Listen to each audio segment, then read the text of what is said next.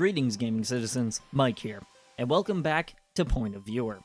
A good game series is good, go figure, but a great game series will not only do something that people like, but also build on itself and bring something new to the table for players in subsequent entries.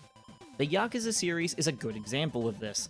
With the first game released in 2005, Yakuza primarily featured action-packed combat with reaction commands and different fighting styles. The Yakuza games would build on this combat style for years, with each game always garnering critical acclaim in Japan, and even developing a cult following here in the West. With the release of Yakuza Like a Dragon in 2020, however, we saw the series take a turn in the direction of not just a new main character story to follow, but also the introduction of turn-based combat. At the time, this was a surprise since players were used to the previous style for so long. After playing through Like a Dragon though, I could safely say that they kept some elements from previous entries like letting your characters beat up enemies with stuff around them. Now we're at Like a Dragon Infinite Wealth, a continuation of Kasuga's story from the previous game. My only questions going into this game are, how does this game stack up to the standard set by the last? And will the story be as compelling here as it was with Kiryu's saga? Well, let's all go back to where it all began and ask the million-dollar question. Did the trailers do this game justice? Let's sit back and watch these trailers from a point of viewer. Infinite Wealth had a steady reveal cycle, all things considered. From the brief but exciting reveal in September 2022 to the later trailers outlining parts of the game, Like a Dragon fans had a lot to be excited for. Throughout the reveal cycle, we have the following to go through.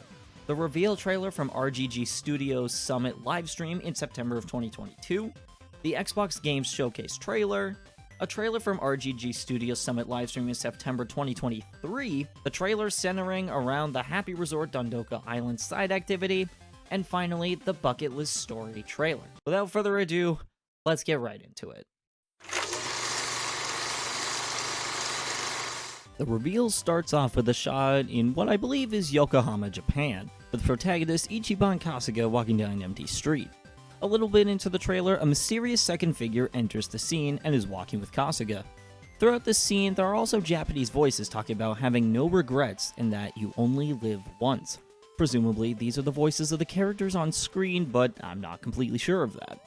As the two figures approach, we see it's both Kasuga and the previous protagonist, Kazuma Kiryu, teaming up.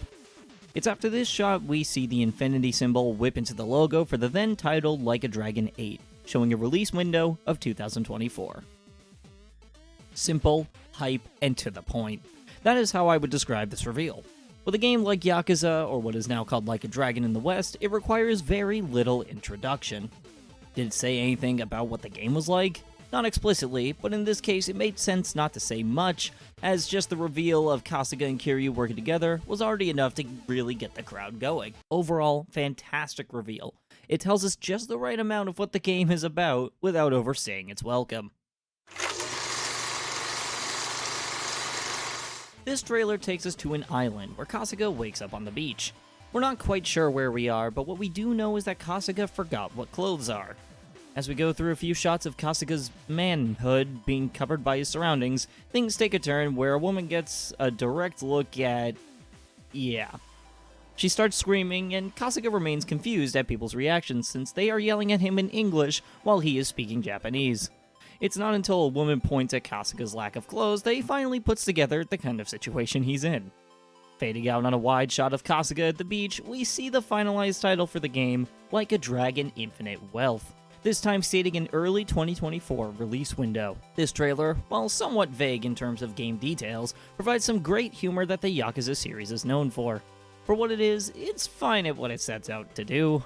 Part of me wants to criticize how it's not explained why Kasuga is on an island where everyone speaks English instead of Japanese, but that ends up being explained in the second Summit livestream where this next trailer premiered.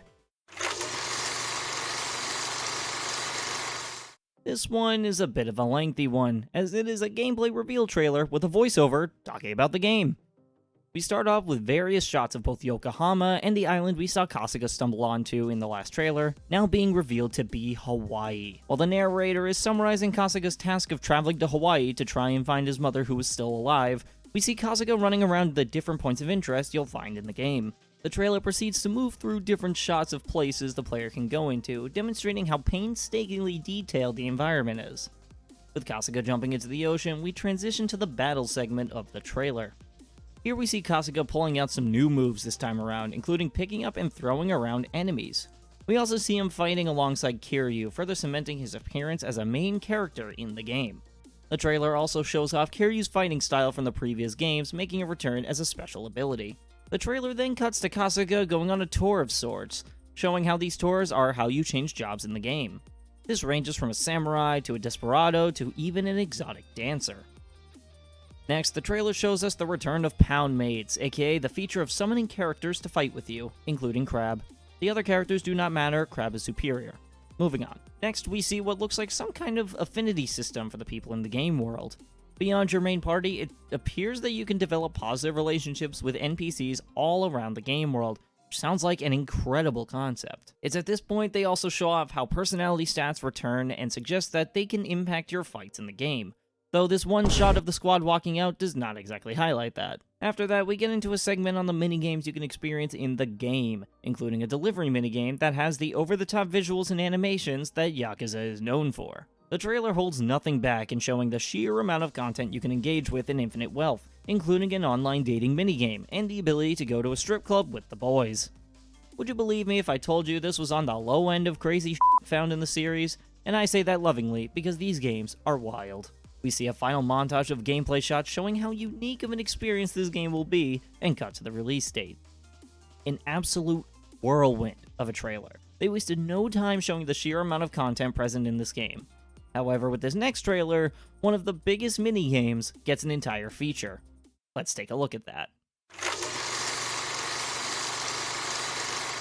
We start off with a montage of shots that show the phrase, "Sometimes even the Yakuza need a breather," which is kind of fair since those guys are probably exhausted after beating the shit out of people all day.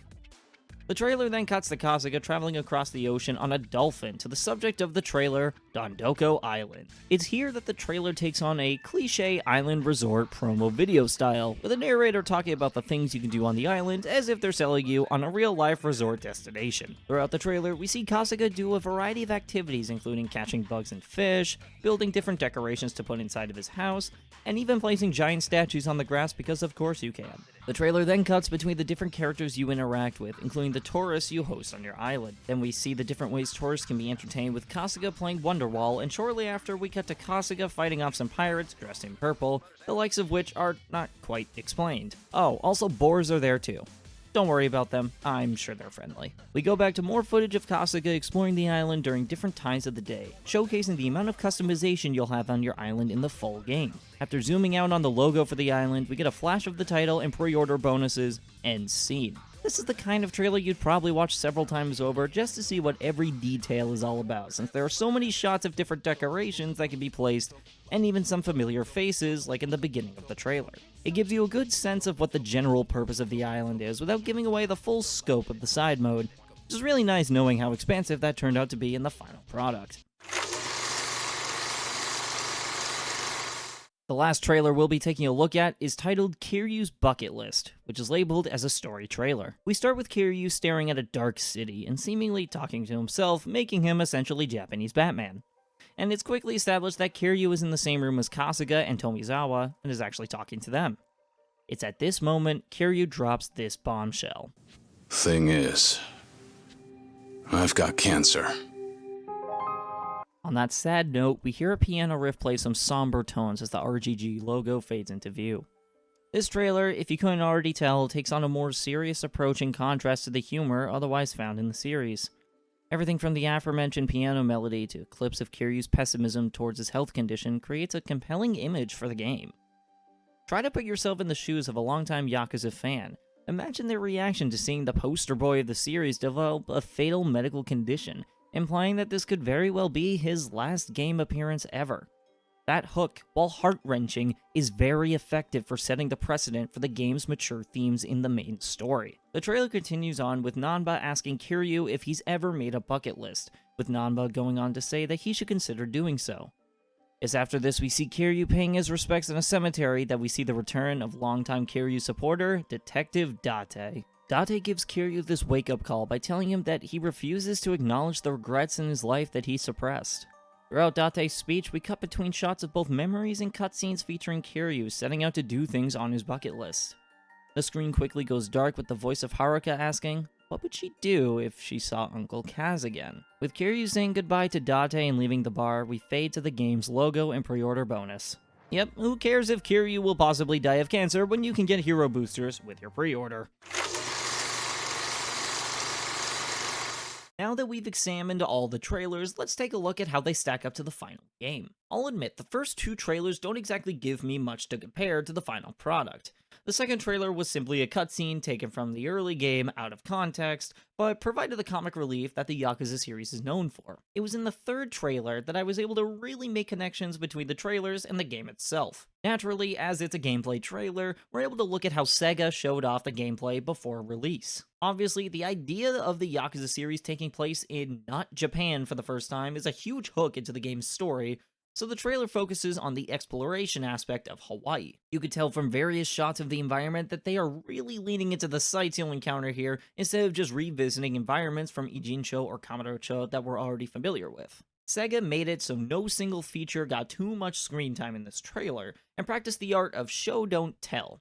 This is evidenced by the quick nature of showcasing core features like combat, as well as supplementary features like the new jobs available to switch between, like the Desperado and Samurai roles. It's my thought Sega made the trailer this way to allow the viewer to get the general gist of the gameplay, while also leaving room for asking questions about how they'll play the game themselves. Instead of going through what each job's skills and stat alignments are, they are merely showing what the jobs are and letting the players ask themselves, which one do I want to try, and which character should I try this job with? This also carries into the supplemental features that are shown off, like the minigames, which show just enough to make the prospective players ask themselves, where can I find this in the game? Do I want to focus on the story, or become a Sujimon master? And do I want to burn several hours talking to girls on Tinder? There's truly a minigame for everyone. There are even questions to be asked by closely examining the trailers, like, what is Adachi doing back in the party? How did he get to Hawaii? And who are these new characters? Who's this Tomizawa guy? The last trailer definitely felt the most significant, given it's centered around Kiryu and the legacy he is going to leave behind given his condition. While we don't see the gameplay of it, that trailer quietly alludes to the player's ability to experience Kiryu's memories from previous Yakuza games. To summarize, Like a Dragon Infinite Wealth carries itself as an ambitious collection of minigames and side modes that accompany an intense story with passionate characters like Kasuga and Kiryu. The trailers, in my opinion, do a fantastic job at gently glossing over the core gameplay and side experiences without spoiling the extent of how much fun players can have in every aspect of the game.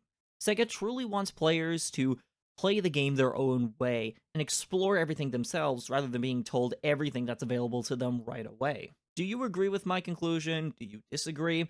Share your thoughts in the comments down below. While you're down there, let me know which games trailers you think I should cover next. That's all from me. Stay vibing and thriving, everyone, and I will see you in the next one.